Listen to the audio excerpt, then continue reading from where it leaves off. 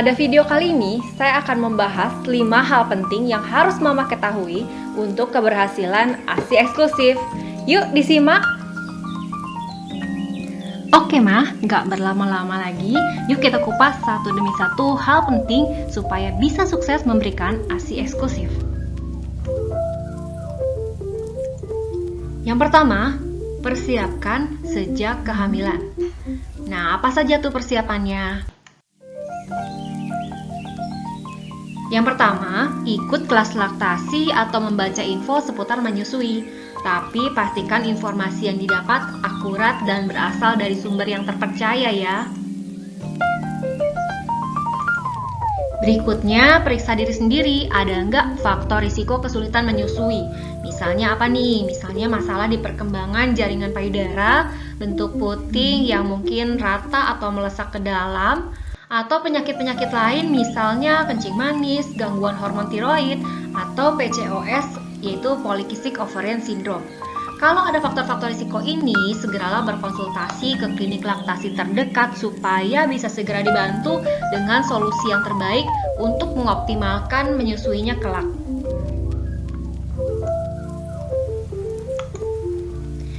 Berikutnya, mencari fasilitas kesehatan dan tenaga kesehatan yang pro-ASI. Jadi, sejak kehamilan, di saat antenatal care atau pemeriksaan kehamilan rutin yang kita lakukan sebulan sekali, mulai deh diskusi sama bidannya atau sama dokter kandungannya mengenai rencana mamah untuk menyusui kelak.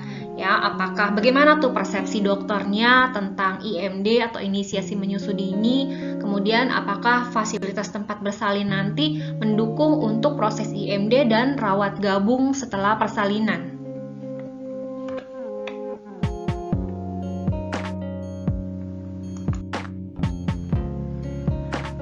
Hal penting kedua yang perlu diketahui yaitu bahwa produksi ASI akan optimal jika bayi sering menyusu. Jadi bukan kebalik ya, bukan ditunggu ASI banyak dulu baru kita menyusui, tapi justru kita sering-seringlah menyusui, maka produksi ASI akan menjadi optimal. Hal yang ketiga yang harus diketahui yaitu satu-satunya tolak ukur kecukupan asupan ASI adalah kenaikan berat badan bayi.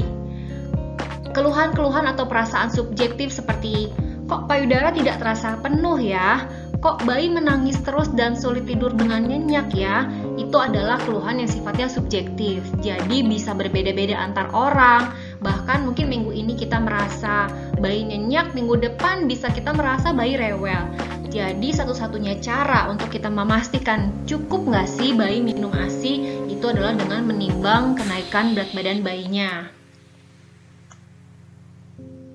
Setelah lahir, kurang lebih 3-4 hari pertama itu memang secara normal biasanya berat badan bayi turun loh Mah. Tapi maksimal 5-7% aja turunnya. Makanya jangan lupa selalu ditimbang ya untuk dipastikan berapa banyak penurunan berat badan bayi. Dan sebaliknya, ketahui juga bahwa hal ini adalah hal yang normal. Jadi jangan merasa oh berat badan bayi turun berarti ASI saya kurang nih. Belum tentu, karena memang di hari-hari pertama wajar bayi berat badannya turun.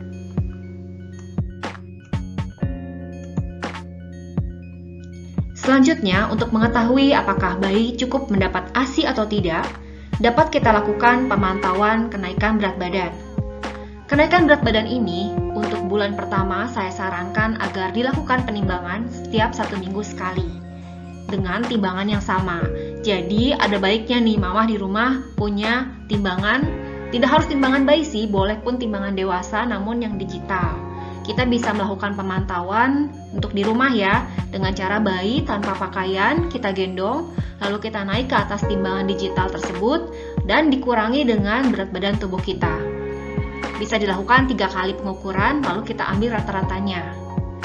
Seminggu kita harapkan berat badan minimal naik 150-200 gram pada bayi usia 0-3 bulan. Kemudian kalau sudah di atas 3 bulan sampai 6 bulan, memang kenaikan badannya agak sedikit melandai. Mama nggak perlu khawatir, belum tentu ini terjadi karena minumnya atau asupan ASI-nya yang kurang. Tapi memang di usia ini, bayi sudah lebih banyak beraktivitas, lebih banyak kontak sosial, sehingga energinya lebih banyak terpakai untuk beraktivitas motoriknya. Kemudian terus dipantau dari bulan ke bulan, dan pemantauan ini kita masukkan ke kurva growth chart-nya. Sekarang ini sudah banyak sekali tersedia aplikasi pemantauan growth chart atau tumbuh kembang anak. Salah satunya yang dapat Mama gunakan adalah aplikasi Primaku.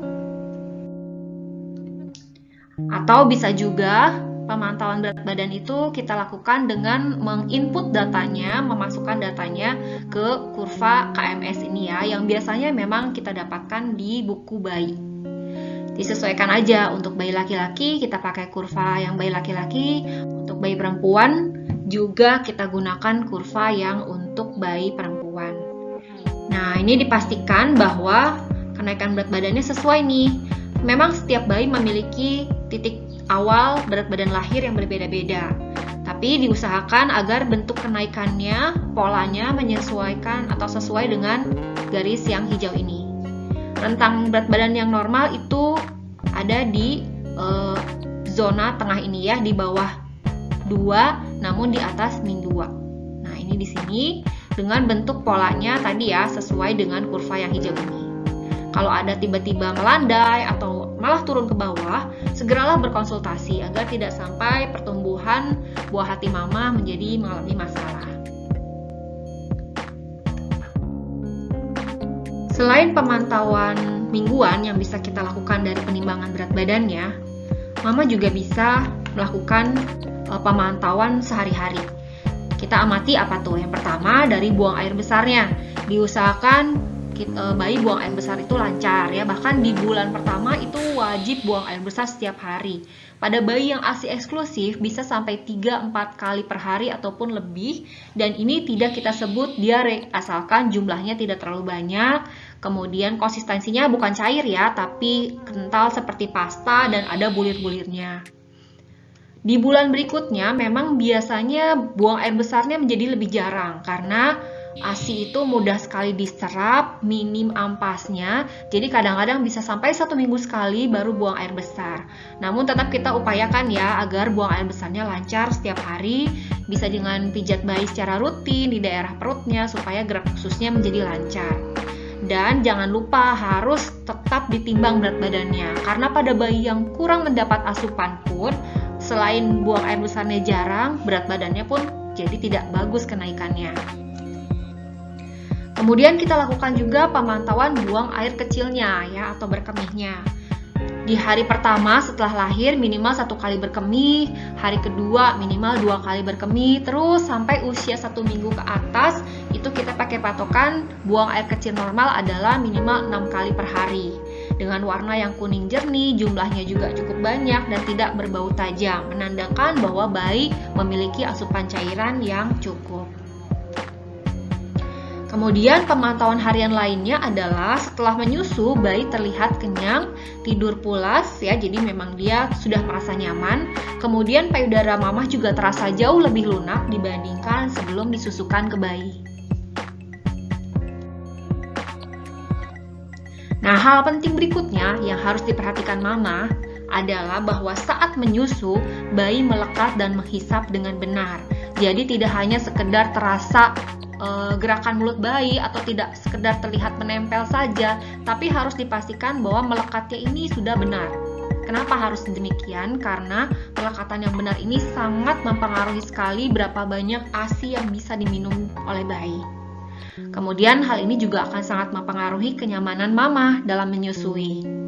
Seperti apakah pelekatan yang benar? Ini bisa dilihat ya di gambarnya, bahwa saat melekat dengan benar, mulut bayi terbuka lebar seperti ini ya, bibir atas, bibir bawahnya mangapnya lebar banget. Kemudian yang masuk ke mulut bayi tidak hanya sekedar puting tapi juga areola. Apakah harus seluruh areola masuk? Tentu tidak ya, tergantung ukuran areola mama, karena setiap wanita memiliki ukuran areola yang berbeda. Yang penting, terutama untuk bagian bawah mulutnya nih, areola payudara cukup banyak masuk ke dalam mulut bayi. Nah, hal ini bisa kita dapatkan dengan saat bayi mau nyusu, kita posisikan seperti ini. Jadi, bukan langsung sodorin puting payudara nih, tapi kita masukkan dahulu bagian bawah dari areolanya.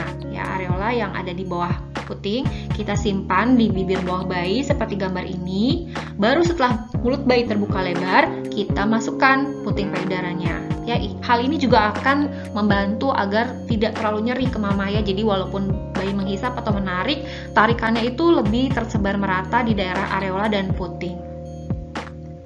Nah, hasil akhirnya seperti ini. Jadi puting berada jauh di dalam mulut bayi, tidak tergesek-gesek, tidak terjepit gusi, sehingga mama pun menyusunya nyaman.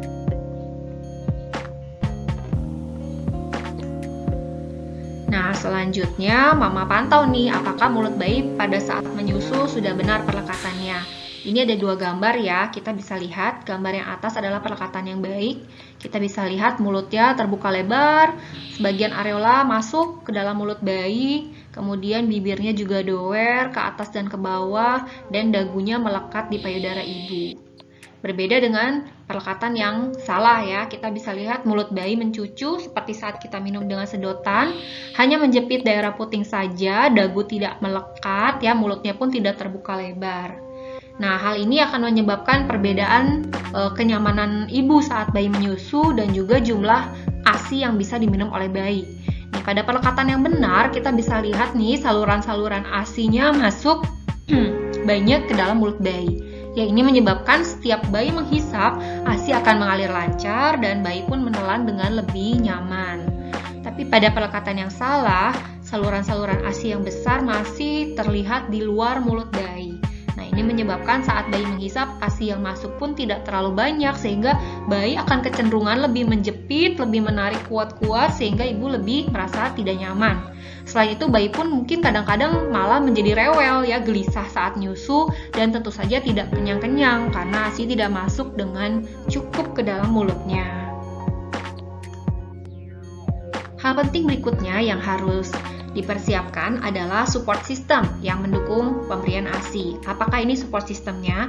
Yang pertama tadi yang sudah kita bahas sebelumnya ya, yaitu fasilitas bersalin dan tenaga kesehatan yang memahami tentang pemberian ASI eksklusif, inisiasi menyusu dini yang benar, dan juga rawat gabung setelah bersalin. Kemudian support system berikutnya adalah partner atau pasangan, dalam hal ini suami, dan juga keluarga, terutama yang tinggal satu rumah dengan kita.